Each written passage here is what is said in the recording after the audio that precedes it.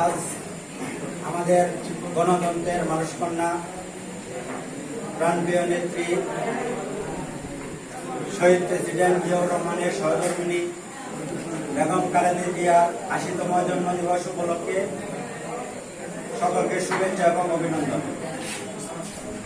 আমরা খালেদা জিয়া সম্বন্ধে আলোচনা করতে গেলে অনেক কিছু বলতে হয়।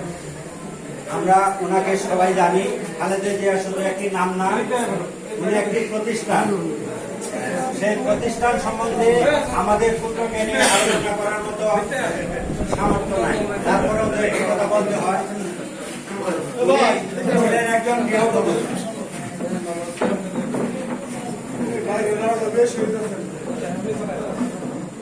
উনি ছিলেন একজন গৃহবধূ। উনি আগে রাজনীতি করতেন না, কিন্তু দেশ এবং জনগণের প্রয়োজনে ওনাকে রাজনীতিতে আসতে হয়েছে। উনি রাজনীতিতে আসার পরে যে সমস্ত ত্যাগ এবং তিতিক্ষা এবং কষ্ট, জেল, জুলুম, নির্যাতন উনি সহ্য করেছেন, এরকম দ্বিতীয় বাংলাদেশে আর কেউ করেন নাই। আমরা অন্যান্য অনেক নেতাদেরকে দেখেছি যে নিজের প্রয়োজনে, ফ্যামিলির প্রয়োজনে অনেক কিছু আপোষ করেছেন।